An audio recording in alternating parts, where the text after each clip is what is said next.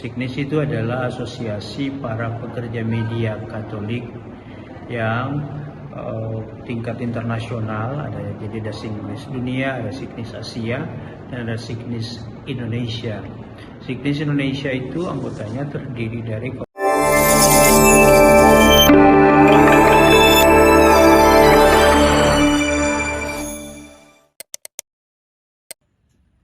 Palembang menjadi tempat pertemuan tahunan SIGNIS Indonesia yang ke-51 yang berlangsung selama 5 hari dari tanggal 17 hingga 21 Februari 2025. Acara yang diadakan di Giri Nugraha ini dibuka secara resmi melalui ekaristi oleh Uskup Agung Palembang Monsinyur Yohanes Yuwono. SIGNIS Indonesia adalah bagian dari jaringan global SIGNIS Internasional yang berfokus pada pengembangan media yang beretika, mendukung hak asasi manusia, dan memperkuat komunikasi antar budaya. Rangkaian kegiatan meliputi berbagai sesi studi bersama pembicara terkemuka, refleksi mendalam tentang komunikasi, serta city tour ke beberapa ikon kota Palembang seperti Via Crucis, Katedral Palembang, Jembatan Ampera, dan Pulau Kemaro. Menurut Ketua SIGNIS Indonesia Pastor Antonius Stephen Lalu, pertemuan ini menjadi kesempatan bagi para pekerja media Katolik untuk berbagi pengalaman dan memperkuat karya mereka. Saya Romo Antonius Stephen Lalu sekarang menjadi Ketua SIGNIS Indonesia. SIGNIS itu adalah asosiasi para pekerja media Katolik yang tingkat internasional. Jadi ada SIGNIS dunia, ada SIGNIS Asia, dan ada SIGNIS Indonesia. SIGNIS Indonesia itu anggotanya terdiri dari komsos-komsos keuskupan, radio-radio Katolik, ada juga anggota perorangan, studio, seluruh media Katolik. Jadi seluruh media yang menjadi pewarta gereja Katolik begitu. Nah, setiap tahun SIGNIS itu mengadakan yang disebut rapat anggota tahunan. Nah, tahun ini kita berkumpul di Keuskupan Agung Palembang untuk mengadakan pertemuan dari tanggal 17 sampai 21 Februari.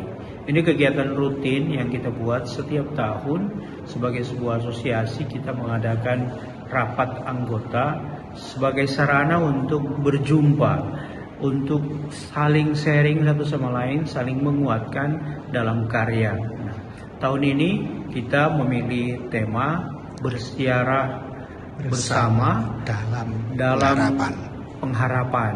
Ya, tema ini terinspirasi sebetulnya dari tahun jubileum tahun 2025 Paus Fransiskus menetapkan sebagai tahun jubileum, dan Paus Fransiskus dalam pesannya kepada para komunikator, kami semua diminta untuk menjadi komunikator pengharapan, komunikator harapan.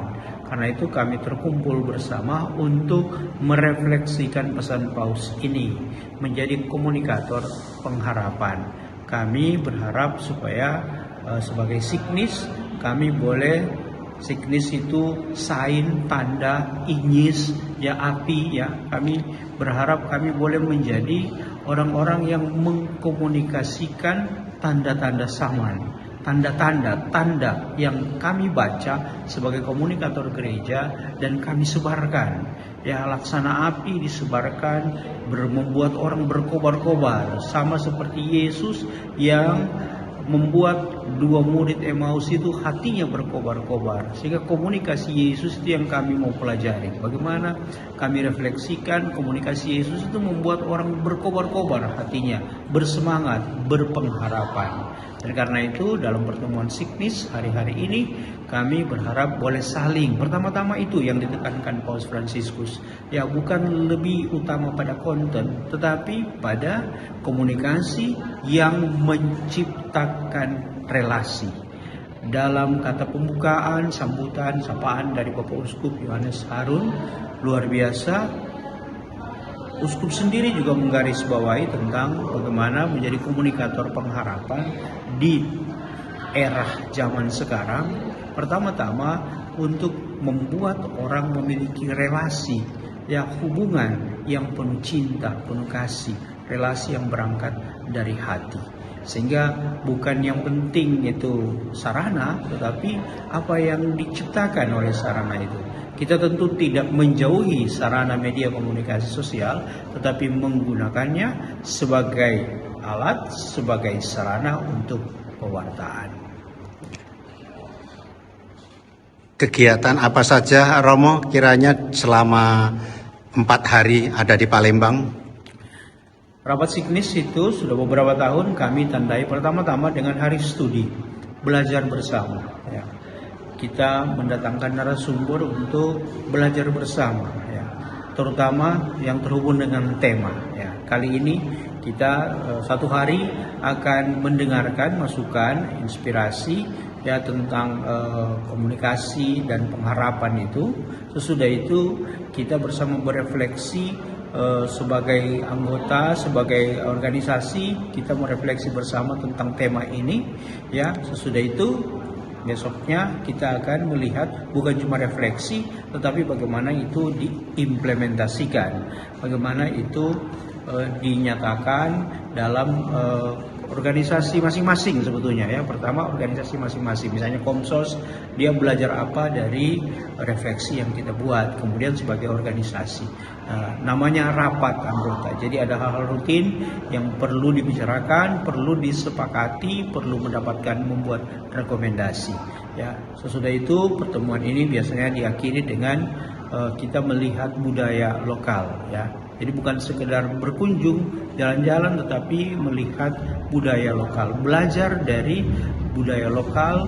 Teristimewa sebagai seorang komunikator gereja, kita belajar dari budaya lokal dan dari situ kita mengkomunikasikannya kepada dunia atau ke tempat kita masing-masing. Dalam sambutannya, Uskup Agung Palembang menekankan pentingnya komunikasi yang jujur dan beretika, serta bagaimana media dapat mempererat relasi sosial. Dan anak-anak yang masing-masing sibuk dengan dirinya sendiri, baik ketika nonton TV maupun di meja makan. HP ternyata menyita perhatian mereka terhadap yang lain. TV tayang tapi tidak ditonton, walaupun mereka duduk di ruangan yang sama. Masing-masing mereka asik dengan HP mereka. Di meja makan mereka makan dari hidangan yang sama, namun mereka tidak membangun komunikasi apapun.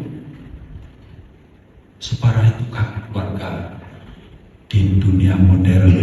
Separah itukah HP menyita perhatian mereka? Pertemuan tahunan ini menjadi momen penting bagi para komunikator Katolik untuk memperkuat misi mereka dalam menyebarkan pesan harapan. Dari Palembang, Siknis Indonesia terus berkomitmen membangun media yang beretika dan berorientasi pada nilai-nilai kemanusiaan.